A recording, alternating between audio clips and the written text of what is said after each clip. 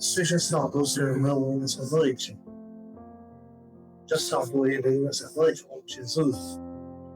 Vai preparando que você vai salvar ele. Amém? Vai preparando o teu coração, o teu espírito, para que você possa profetizar sobre a vida dele nesta noite. Jesus, Amém? Os olhos do Senhor Deus. Pai, no nosso Senhor e Salvador Jesus Cristo, nós estamos diante da tua presença nesta noite, Pai. Senhor, este culto não é somente um culto, Pai, mas foi algo que nós viemos aqui, Senhor, separar esta noite, ó Pai, para adorar, glorificar, exaltar, Senhor, e bendizer o teu santo e bendito nome, Senhor. O Senhor conhece cada um dos que estão aqui nesta noite, Pai, cada família, Senhor, cada jovem que veio aqui nesta noite. Ó Deus, que a tua presença, Pai, venha ser, ó Pai, sobre a vida de cada um dos teus filhos, Senhor. Aonde nós não podemos ir, Senhor, ó Deus, o Senhor pode, o mais profundo coração, Senhor, dos teus filhos, Pai. Ó Deus, aonde há enfermidade, aonde os médicos não podem fazer, ó Pai, o Senhor é médico, nos médicos por excelência, Senhor Deus. Senhor, aonde o mar, ó Deus, nós não podemos sentir, Senhor, o Senhor sabe o que os teus filhos pedem, Senhor. Por isso, nessa noite, ó Pai, eu apresento ele tua presença. Para que eles possam, Senhor, experimentar a tua presença nesta noite, ó Pai. Louvar, engrandecer, se negar na tua presença nesta noite, ó Pai. Ó Deus, a pedidos de oração que estão sendo feitos aqui, Senhor. Ó Deus, que eu sei que o Senhor necessitar, ó Pai, colhendo eles, Senhor. Ó Deus, diante da tua presença. Por isso, nós colocamos diante de ti, Senhor, para que seja o Senhor, ó Pai, respondendo nesta noite, ó Pai. A tua igreja que está viva nesta noite, ó Deus, de novo. Ela já glorifica nessa alma, nós repreendemos também, Senhor, toda terra que maldade, Senhor, toda terra que é livre, Senhor, toda terra bem desestimada, Senhor Deus, que seja um Senhor agora, Senhor, desfrutando, Senhor, ó Deus, os domínios da nossa alma, Pai. Ó Deus, em nome de Jesus Cristo, Pai querido, ó Deus, em nome de todo o poder dos céus, em nossa volta, Senhor, o Senhor pode fazer grandes coisas, Senhor, em nome de Jesus. Amém. Vamos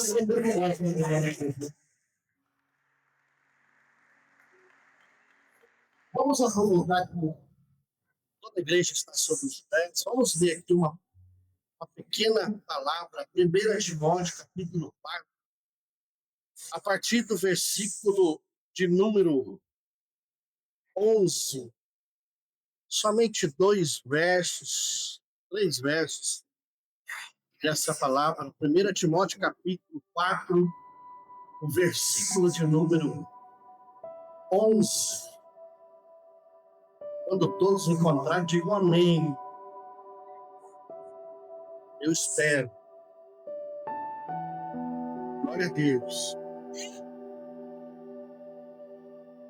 Louvado seja o nome do Senhor Jesus Cristo. 1 Timóteo, capítulo de número 4, a partir do versículo de número 11.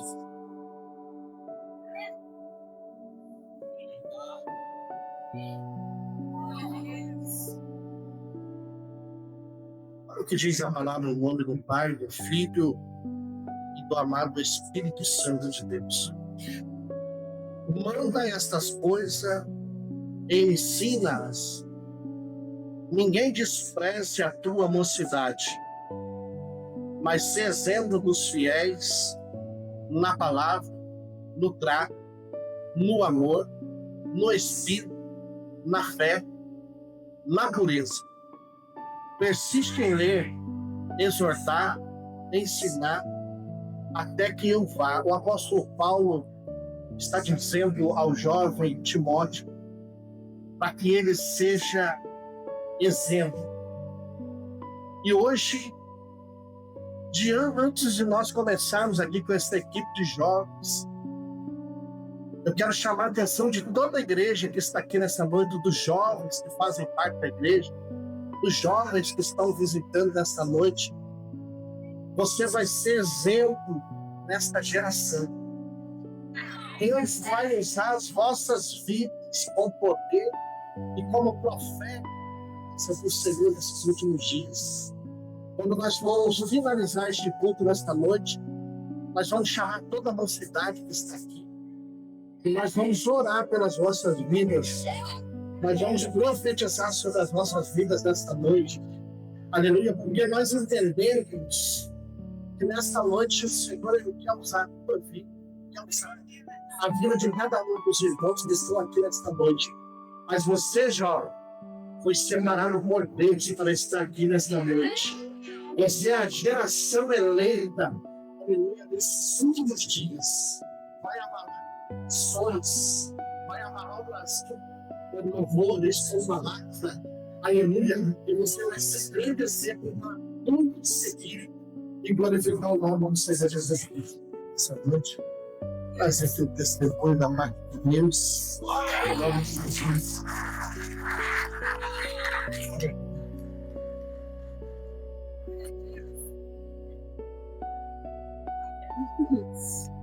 Salve meus irmãos com as paz do Senhor, amém? Aleluia, Deus. Hoje a minha oportunidade é para contar um testemunho de bênção. Primeiro eu vou começar assim, ó. Dia 24 agora de novembro, eu fiz 11 anos e sou funcionário da prefeitura, comissionado. Tá. Há um ano atrás, eu saí de casa e fui morar na casa da minha sogra. Mas não deu muito certo, eu precisei sair e aí a gente foi morar de aluguel. E aí com 15 dias de aluguel, meu marido ficou desempregado. E aí foi luta que a gente passou. Foi pouca não. Minhas cunhadas aqui presentes, tem algumas coisas que a gente passou que eles não têm conhecimento. Até porque Deus precisava trabalhar tanto na minha vida quanto trabalhar na vida do Lamar. E diante das coisas que a gente estava passando, aluguel bem caro, só o meu salário, o seguro-desemprego dele já estava finalizando, a minha cunhada chegou com a ideia de a gente reabrir. Eu já havia trabalhado com bazar. E aí a gente resolveu reabrir, ali naquele lugar improvável, né, que quase ninguém para, porque tem uma poça de água na frente, que quando chove alaga, joga água para dentro. Mas quando Deus está no processo, quando Deus está no barco, ele usa estratégia, ele usa pessoas para que a gente venha a ser abençoado e o nome dele seja glorificado. Então ali a gente abriu com a ideia de abrir somente aos sábados. Abrimos no primeiro sábado, eu tive uma boa venda. Logo os clientes falaram: por que não abre mais? Mas de onde que eu ia tirar roupa? Esvaziei meu guarda-roupa. Minhas cunhadas me abençoaram com algumas roupas também. E ali a gente deu continuidade com roupas doadas. Eu, Mônica e a Joyce, que aqui está presente. E também naquele momento Deus fez uma grande reviravolta na vida dela, que ela também estava com o aluguel atrasado, já sendo despejada.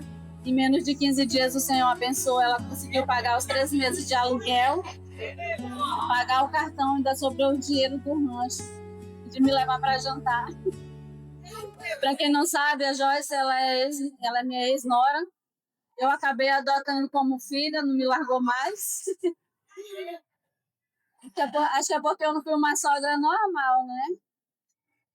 Mas então, logo em seguida a Joyce também ficou sem matéria-prima. A Mônica precisou voltar para casa da avó dela, porque a avó dela depende dela para cuidar. E ali eu fiquei sozinha. E aí eu disse, meu Deus, e agora? Eu continuo ou eu paro? Mas Deus levantou outras pessoas para me ajudar, inclusive a irmã Cláudia, disse, eu tenho um presente para me te dar. E aí do nada chegou lá em casa com aquele manequim pendurado dentro do carro dela, sem roupa. Eu falei, meu Deus, tu és grande mesmo. A pastora que me abençoou, a irmã ali, que agora a minha Maírla também me abençoou. Então, assim, eu recebi muitas bênçãos de algumas pessoas, né, daqui da igreja, de alguns amigos meus. Meu marido também recebeu bastante doação. E eu posso dizer para vocês que a gente recebeu foram coisas boas. Cada final de semana que as minhas cunhadas iam arrumar o guarda-roupa delas, elas ficavam com 50% menos. Mas era somente Deus ali, no meu barco, no meu processo, no meu vento, na minha tempestade. Eu estava ali dormindo, mas estava cuidando. E aí, no meio desse processo todinho, eu vi que a minha filha estava se perdendo no mundo.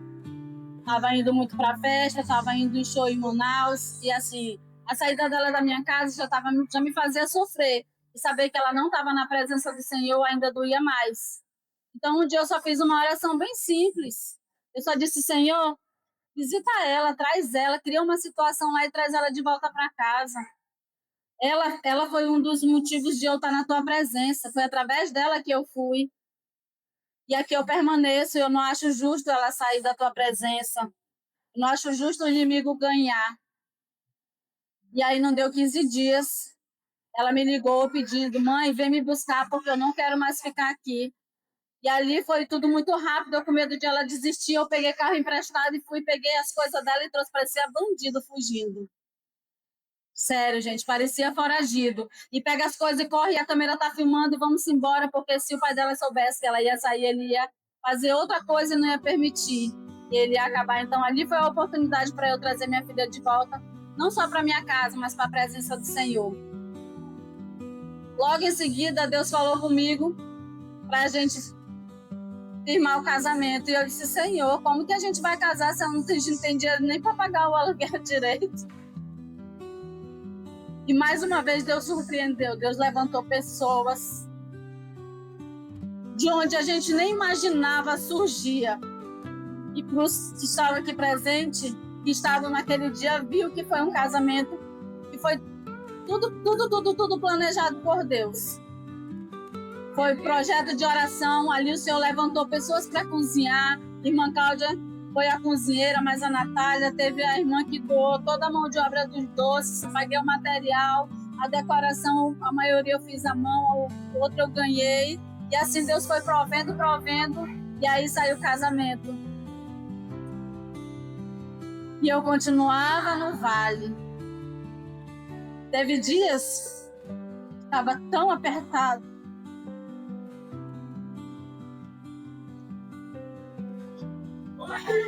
Meu Deus. Estava tão apertado que a gente dividia. Ele dizia bem assim, o que é que a gente vai almoçar? Eu falei, Deus vai prover. Mas a gente chegou ao ponto de dividir um ovo. Mas eu sempre dizia para ele, ei, por trás desse processo vai vir uma bênção. Vamos crer, não vamos murmurar, não vamos voltar para o final da fila, porque eu não aguento mais viver no processo. E ali Deus estava trabalhando e edificando a fé dele.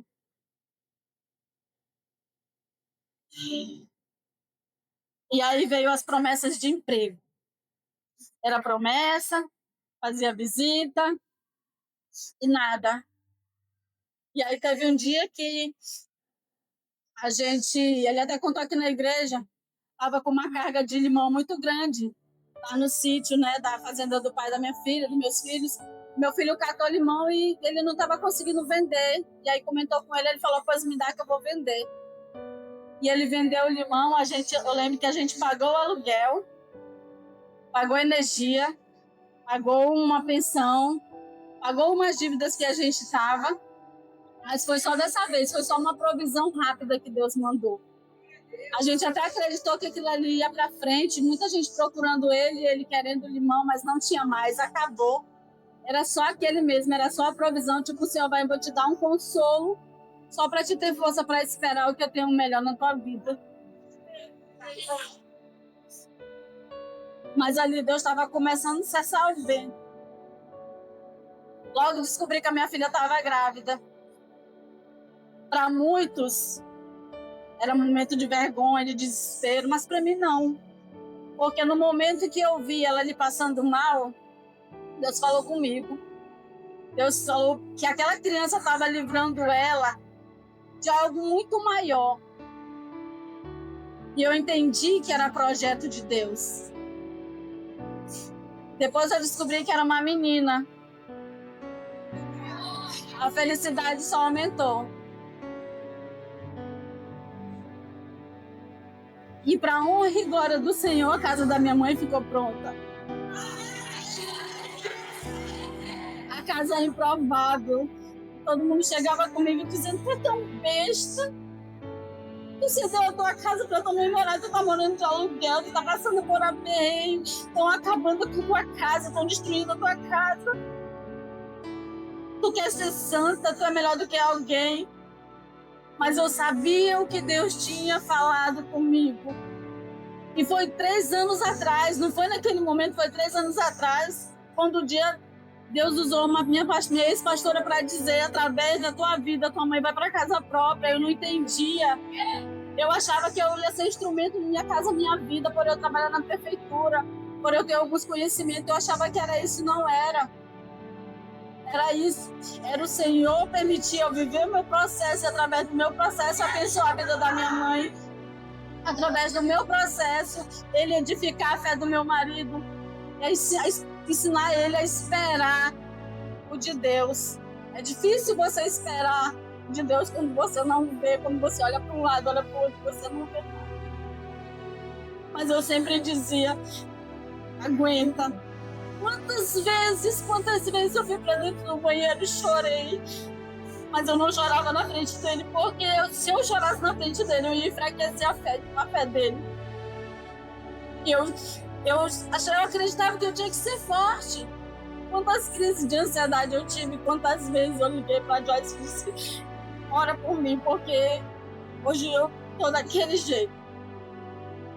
Mas eu nunca demonstrava, nunca bati na porta da minha mãe, nunca bati na porta de ninguém. E as contas e as cobranças, era uma cobrança atrás da outra. E tinha dia que me dava desespero. E ele chorava. E mesmo assim eu dizia: Deus vai me honrar. Deus vai me honrar. E aí veio a questão de ter que reformar a casa. Falei: meu Deus, e agora? Como é que eu vou reformar essa casa sem dinheiro? Aí Deus vai e usa o irmão Marcelo para contar o testemunho dele. E como ele falou, né? Não sei por que eu tô falando isso, porque isso não estava nem no script, né? Mas ele falou de uma rifa que ele havia feito. E aí, naquele momento, Deus falou no meu coração. Fui para casa, preparei a rifa, ganhei o brinde. E eu comecei a fazer a rifa. Comecei a vender a rifa. Alguns irmãos aqui me ajudou. Para honra e glória do Senhor, estão me ajudando porque eu ainda estou vendendo. Mas eu já consegui comprar toda a cerâmica do quarto. Eu já consegui pagar a primeira parcela da outra cerâmica que eu havia comprado do banheiro. E eu vejo Deus honrando. Lembra que eu falei que eu fiz 11 anos de prefeitura?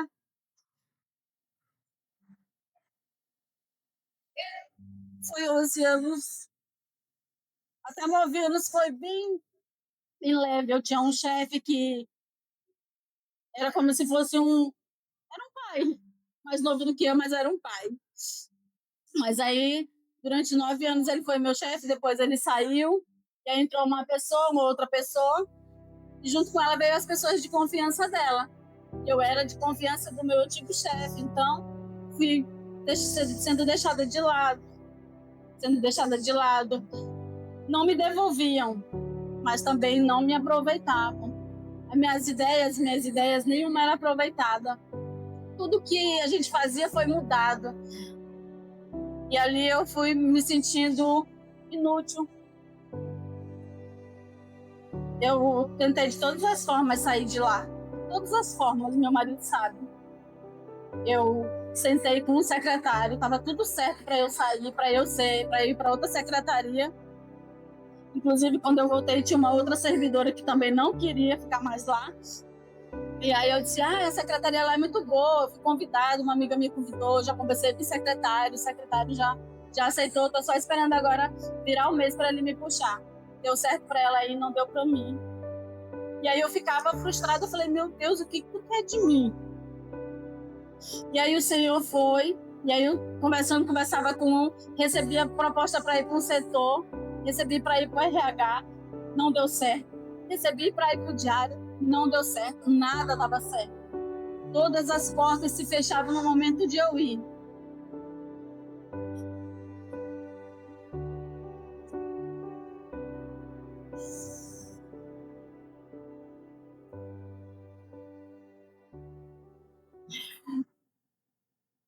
E agora no dia 25, foi no dia 25, eu fui promovida. Eu fui promovida a gerente. O salário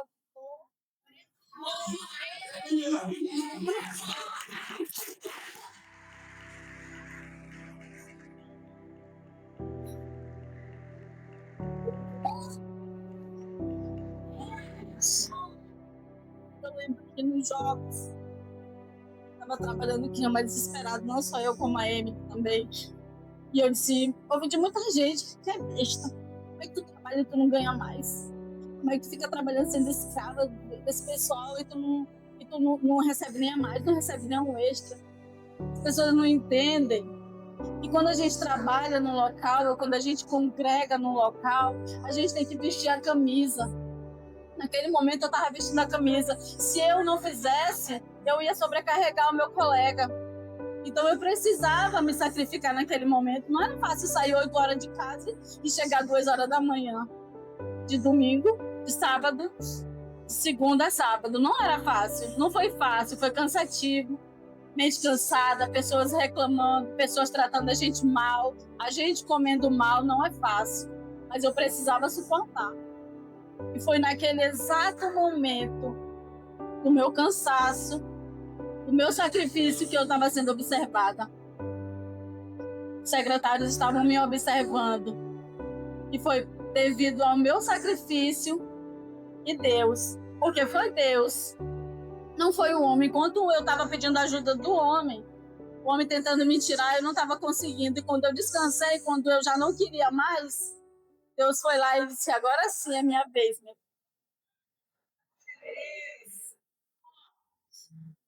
Em Salmo 126, 3,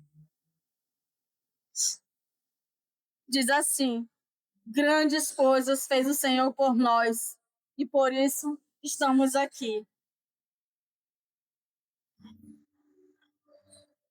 Deus, ele continua agindo, abrindo portas, respondendo oração, trabalhando no impossível.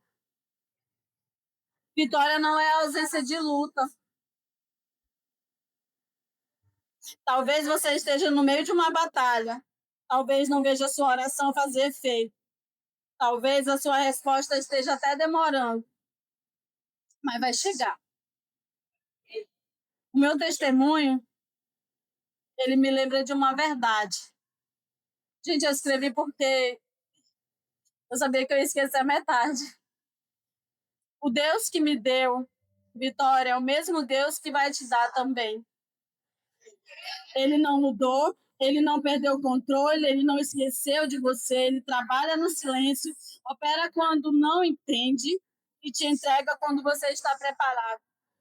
Hoje, eu exalto aquele que entra em lugares impossíveis, que abre portas fechadas, que cura, que restaura, que honra e que surpreende.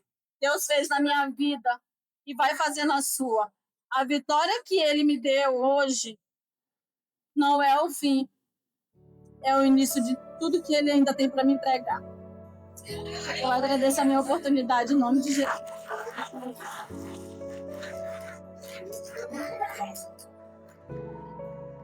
Nossa paz do Senhor. Estamos todos aqui reunidos, a família de Cristo, reunidos na casa dele para absorver um pouco mais da palavra dele. Para quem não me conhece, eu sou o Gabriel e na minha igreja, na qual eu frequento, eu faço a leitura dos cursos com algumas reflexões bíblicas. Se tiver a honra e a oportunidade de estar aqui com os irmãos nessa noite para transmitir a palavra do Senhor através de versões resumidas de algumas das minhas reflexões. Vou estar fazendo um resumo de 10 reflexões hoje para agradecimento de nosso Deus e para a evolução espiritual de nós que estamos aqui hoje essa noite.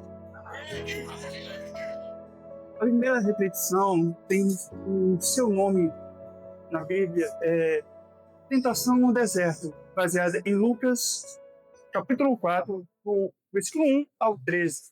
Também visto em Mateus, capítulo 4, do 1 a 11. A história tem seu início quando Jesus estava se preparando para o início do seu ministério. O que ele fez para se preparar? Ele foi ao deserto por um período de 50 dias, 50 noites, em jejum e meditação, sem nada para comer e beber, para que ele estivesse possivelmente preparado para fazer a obra do seu pai. Mas o inimigo não iria permitir que Jesus fizesse a obra de seu pai. Então, ele, no seu momento de maior fraqueza de Jesus, humanamente falando e fisicamente falando, ele foi até Jesus e disse: se você é de fato o Filho de Deus, então ordene a essas pedras que se transformem em pães, para que você possa se alimentar. Mas Jesus, por ser quem é e ter o conhecimento da palavra do Pai, ele disse que não só de pão viverá o homem, mas da palavra que vem de Deus. Mas não contente com isso, ele continua, ele persiste em tentar Jesus. Depois, ele vai para o alto de um monte, levando Jesus, e lá ele mostra uma grande paisagem com reinos, riquezas, autoridade, poder. E o inimigo diz: tudo isso que você vê pode ser seu, se você se prostrar e me adorar. Mas Jesus, na sua infinita sabedoria, apesar da sua fraqueza, ele diz que adorai somente ao Senhor teu Deus, pois ele é o único na qual se deve adorar. A última tentação que o inimigo coloca sobre Jesus é colocá-lo em uma cidade, no alto de um prédio. E lá ele disse: as escrituras dizem que se você se atirar daqui do alto, os anjos do Senhor, ele enviará os seus anjos para protegê-lo. Mas Jesus, em sua infinita sabedoria, diz, mas ela também diz: não colocarás à prova o Senhor teu Deus. E com isso, o inimigo desiste de vez de testar Jesus, pois sabe que não iria conseguir nada. Então ele vai embora, frustrado. Então, aqui dá o termo dessa primeira reflexão e vamos partir para o que ela tem para nos ensinar hoje. E, primeiramente, o inimigo ele vem no nosso momento de maior fraqueza, seja espiritual ou físico, ou até mesmo os dois. É no momento que ele mais opera, que ele sabe que ele está frágil, ou seja, fisicamente falando ou espiritualmente, por conta de angústias, problemas que a vida coloca sobre nós, que podem enfraquecer a nossa fé. Então ele vai até nós, colocando tentações, ideias erradas, muitas vezes usando o que nós conhecemos como certo e bom contra nós, usando da nossa própria inocência. Ele fez isso com Adão e Eva. No princípio, usou da inocência, do desejo de fazer o que é certo deles, e fez com que eles caíssem no erro. Mesmo ele tentou fazer com Jesus, usando o diabo sabia que Jesus era filho de Deus, sabia do poder e autoridade que ele tinha para fazer qualquer tipo de coisa sobrenatural, incluindo os pães. Então, ele tentou usar tudo o que Jesus tinha de bom contra ele, para fazê-lo cair em tentação. O mesmo ele faz conosco no dia a dia.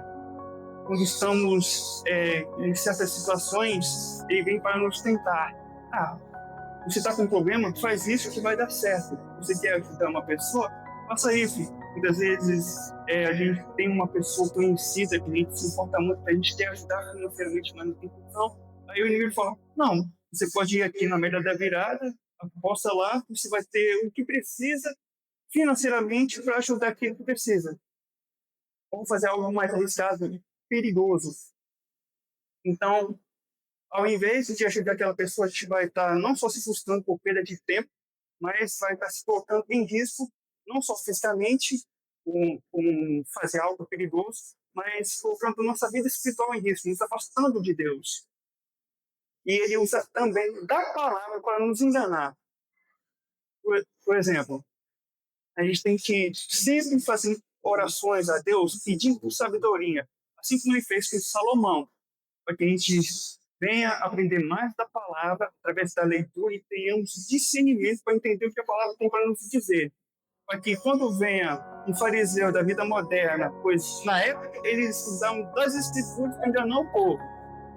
E os fariseus dessa época não são diferentes, eles fazem justamente a mesma coisa. Usam a palavra de Deus contra nós, para nos induzir ao erro, junto com eles.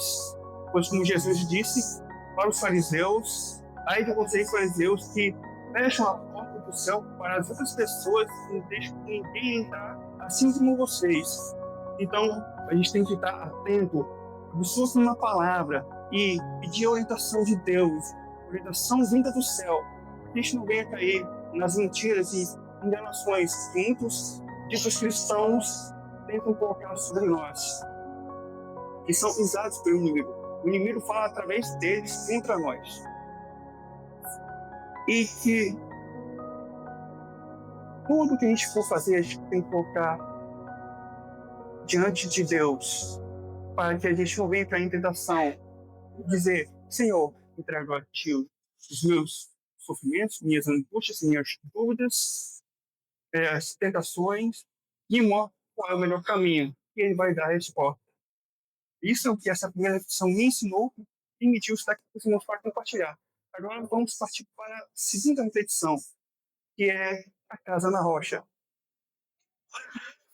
Um certo dia, na qual Jesus estava pregando a palavra de seu Pai, ele quis explicar o valor de seguir as suas orientações, a sua palavra. E para explicar isso, ele usou de uma história, uma palavra, que falava sobre dois homens. Ele disse que aqueles que ouvem atentamente as minhas palavras, os meus ensinamentos, e os obedecem, são como um homem sábio que alicerçou sua casa sobre a rocha. Veio a chuva, os rios inundaram, o vento soprou forte, batendo contra a sua casa, e ela não desabou. Ela permaneceu firme. Por quê?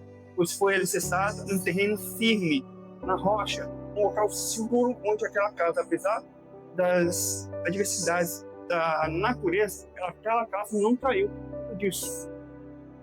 E Jesus seguiu dizendo, mas aqueles que ouvem atentamente as minhas palavras, os meus ensinamentos, mas não os obedecem, não os seguem, são como um homem tolo que alicerçou sua casa sobre a areia.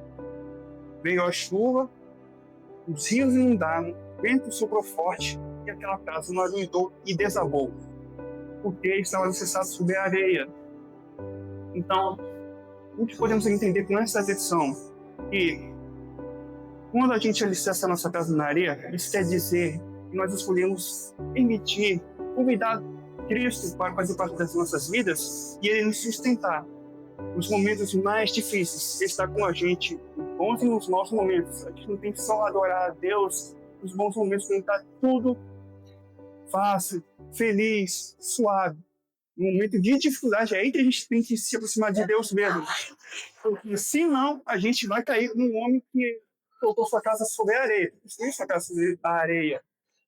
Então, colocamos nossas dúvidas, nossas dores, nossas dificuldades nas mãos de Deus e pedimos, Pai, nos guie, nos mostre o melhor caminho, pois sozinhos não somos capazes, mas com o Senhor em nossas vidas somos mais do que vencedores, porque o Senhor nos sustenta.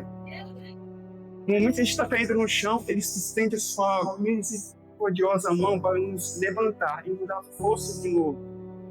E isso acontece através da leitura constante da palavra e sabedoria, como foi dito anteriormente. Sabedoria vinda do céu, vinda do próprio Deus, para que a gente saiba como lidar com cada situação. E para quem acha que essas dificuldades são para o nosso mal, não é não. Porque Deus não coloca provas que Ele não saiba que a gente é capaz de suportar. Para quê? Para a gente evoluir espiritualmente, para ficar mais forte. Como um diamante ou uma espada. O diamante é lapidado para servir um determinado propósito, para brilhar na vida de outras pessoas, para mudar a vida das pessoas, inspirar as pessoas a seguir o mesmo projeto que nós brilhamos. Ou uma espada que é forjada no fogo. O processo é doloroso, é difícil. E às vezes parece que não há saída e que a gente tem que desistir. Mas é nesse momento que a gente tem que se apegar mais à palavra, pedir orientação e força de Deus. E quantas pessoas que não têm fé ou que acham que seguir suas próprias convicções do jeito que elas acreditam que é certo, vai levar elas por um caminho vantajoso, não vai. Pois elas vão estar se afastando de Deus e vão estar se afastando da proteção de Deus.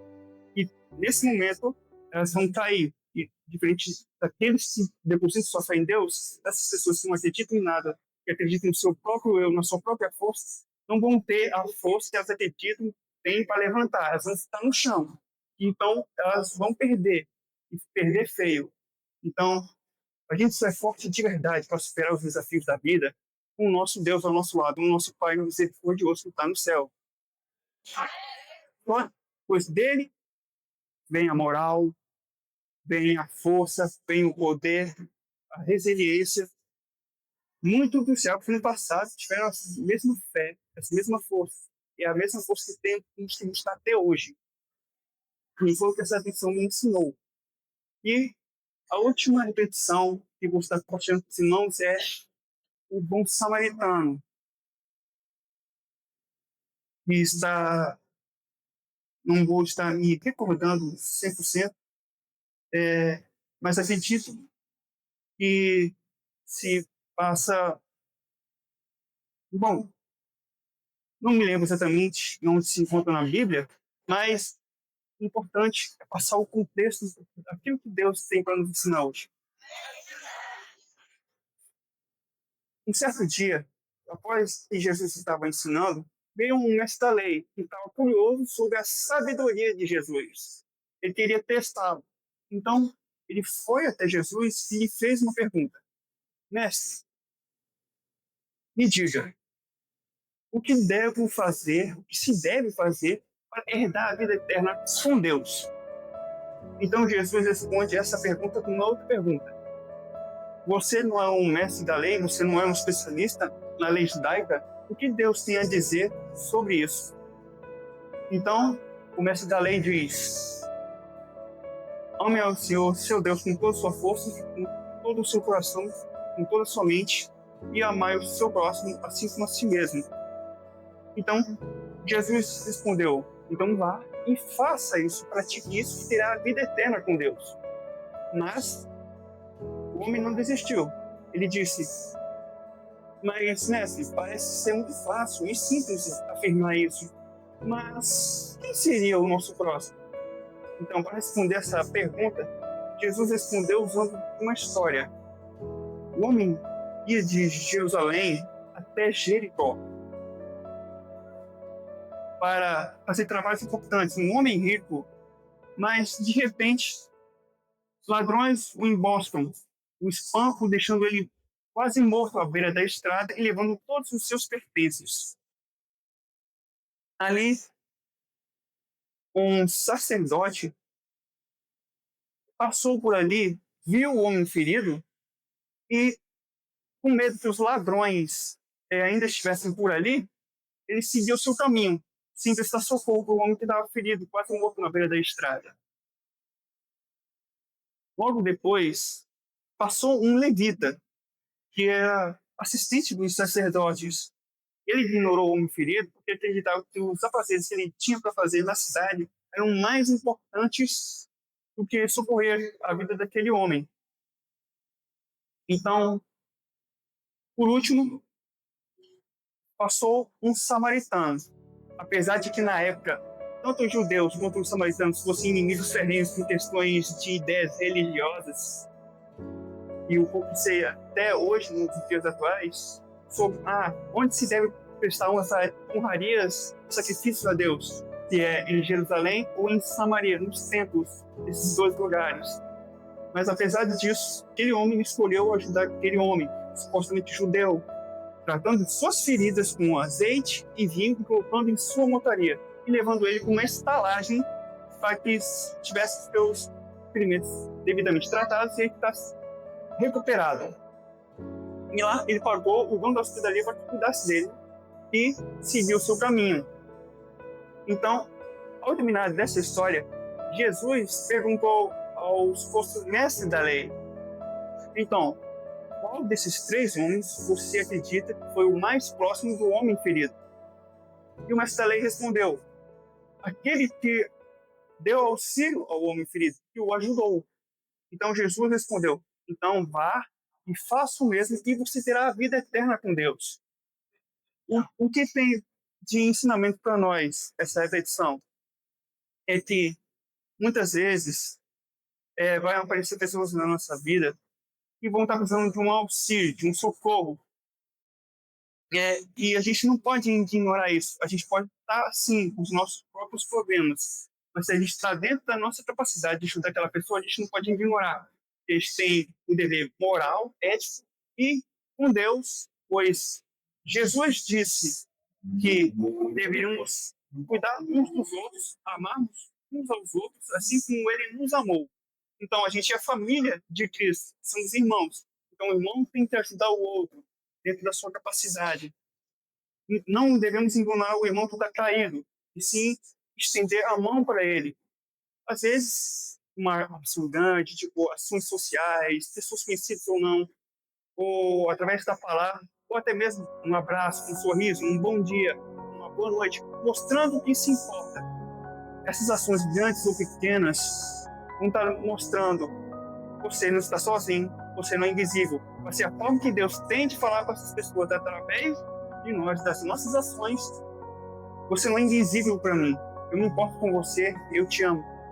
Através de nós, Deus fala isso para essas pessoas, vitalizando a fé e a força daquela pessoa, força emocional e espiritual.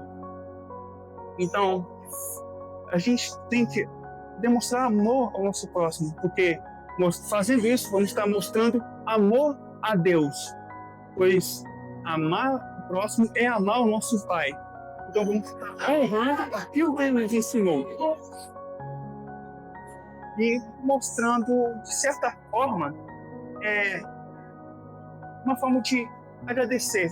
Nada que a gente faça nessa terra vai ser o bastante para agradecer a Deus por que Ele faz e que Ele é na nossa vida. Mas é a forma que a gente tem que demonstrar gratidão ao nosso Pai, que é honrando a nossa responsabilidade como membros da família de Cristo, ajudar o irmão que está necessitado, já que nem sempre a gente vai poder fazer. Não vamos estar aptos financeiramente ou psicologicamente, emocionalmente prontos. Mas tudo que a gente puder, a gente tem que fazer um esforcinho, estarmos unidos, fortalecer o irmão que está caído, um ombro amigo, um apoio, pois é isso que a família faz. Ela se apoia, ajuda uns aos outros. É isso que Deus espera de nós. É o que devemos fazer. É isso que a repetição me ensinou e me permitiu estar com os irmãos hoje para compartilhar essa noite. E muito obrigado. Obrigado, Senhor, nosso Deus. Eu agora vou finalizar com uma oração para agradecer o que o Senhor é e o que Ele faz na nossa vida. Senhor, e essas repetições estejam internalizadas, gravadas com algo que fica gravado em uma certa joia rara. E essas palavras estejam internalizadas em nossos corações, em nossas mentes, para que venhamos praticá-las, vivê-las, não somente ouvi-las, deixar que de um ouvido saia para o outro, mas que venhamos viver de acordo com ela, seguir o seu exemplo, o exemplo que o Senhor deu durante toda a sua vida, quando se fez carne, e através da sua palavra, o Senhor fala conosco e nos tira a melhor forma de proceder em determinadas situações, para que não venhamos a cair em tentações, para que não venhamos a fraquejar devido às dores que esse mundo coloca sobre nós, e que o Senhor nos preencha com a sua sabedoria e força, para que saibamos ajudar o próximo mesmo que a gente esteja fraco emocionalmente, que a gente possa ser forte por eles, para que aquela vida, aquela alma não se perca por conta das dores, e o mesmo não acontece conosco, que possamos não só trabalhar para a nossa salvação, mas para a salvação do irmão e sustentação da nossa fé e a fé dele. Seja sempre conosco, nos orientando, nos dando forte, sendo o farol que nos guia, a luz que ilumina nossos passos, nos dando força, uma chama da fé, e mesmo pequena, e os ventos que sopram sobre nós, o Senhor venha ser a nossa rocha para nos sustentar, mesmo nos piores momentos. Se dividimos simplesmente em nome do nosso amado Senhor Jesus, teu Filho amado. Amém. Uma vez. Vamos querer o Gabriel volta, amém?